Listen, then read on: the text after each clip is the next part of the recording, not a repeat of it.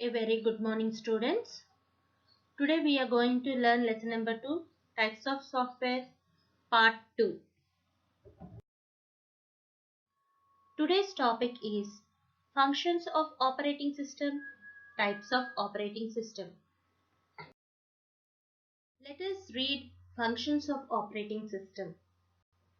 The main functions of operating systems are device management, memory management, run software, process management, file management, and security. Let us read one by one. Device management. An operating system controls the working of all inputs and output devices. So, what are the input and output devices, children? Input devices are mouse, keyboard, joystick, microphone, etc. And output devices are speaker, printer, monitor, etc. Isn't it, children? So, the device management controls all the workings of inputs and output devices. Memory management. An operating system assigns memory to various programs whenever required. Whenever we are installing any application apps on the system, what happens? The operating system allots certain memory to the apps. Isn't it, children? You can observe the screen where the memory is allocated to Google Chrome is 274.9 MB and Microsoft Management 3.2 MB, like that. Okay. So the operating system assigns memory to various programs whenever it is required and also frees the memory when the programs are not in use. So an operating system runs softwares like Paint, Word, PowerPoint, Excel, etc. children.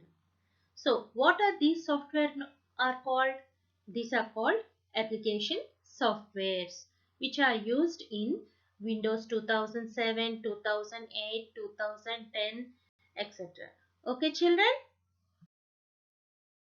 Process management. An operating system manages the working of the processor by allocating various jobs to do. So, what are the jobs a processor is doing?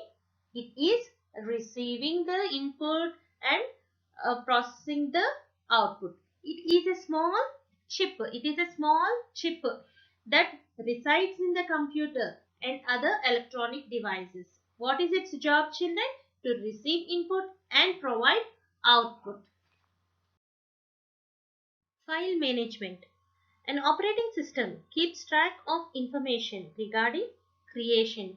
Creation means what file we are creating. Okay, what file the user is creating, what he is saving, what he is deleting. Okay, so the operating system keeps the information of the files which are stored in the data. Okay, so what happens? The operating system is keeping the track of the information in a systematic way. Security. It provides security by means of passwords. Why we are keeping passwords, children? To prevent misuse of the computer. Isn't it, children? Why misuse will happen? So if any confidential files are there in a system, anyone may delete the files. Isn't it, children? So for protecting of such files, we are keeping passwords. So operating system is providing such type of facility also. Types of operating system. Single user operating system. Here you can observe the screen, children, where you can see a single user is operating the system. Isn't it, children? So here what happens? When we are installing an operating system in a system, it will be clearly mentioned that it is a single user operating system or a multiple user operating system. So if it is a single user operating system, it allows only one user to use the computer. Only one person can use the computer. So so these type of computers will be used in our homes and offices. Examples for single user operating system are Palm OS, MS-DOS, Windows 95. Multi-user operating system.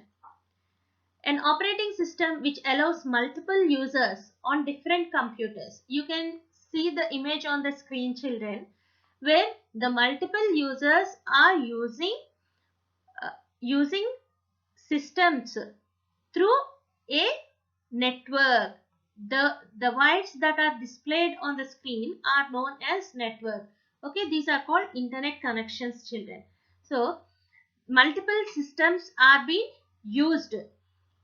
These systems are connected to the main computer through a network.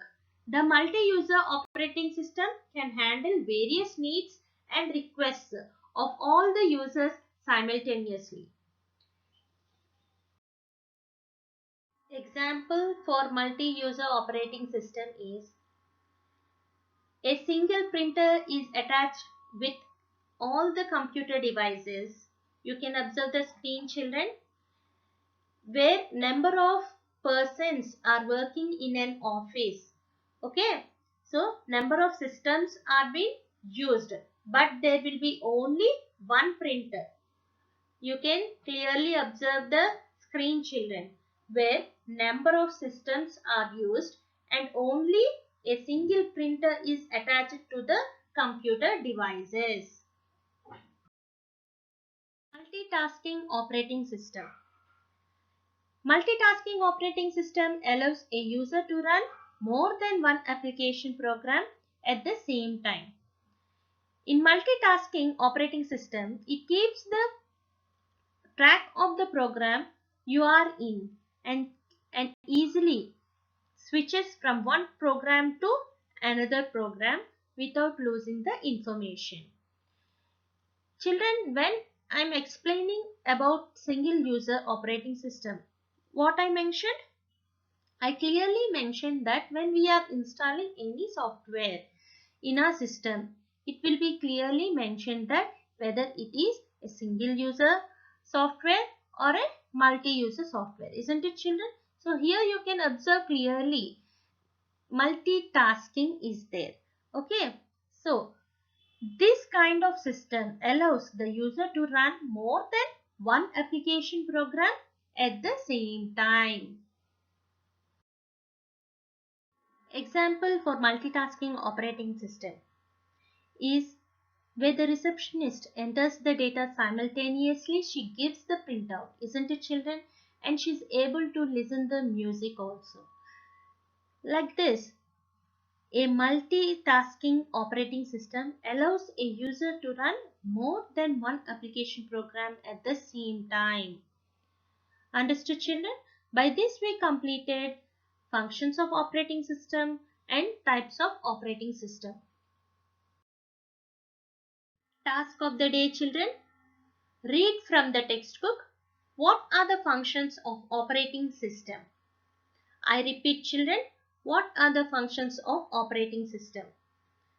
Thank you, children. We'll be meeting in the next class. Have a nice day.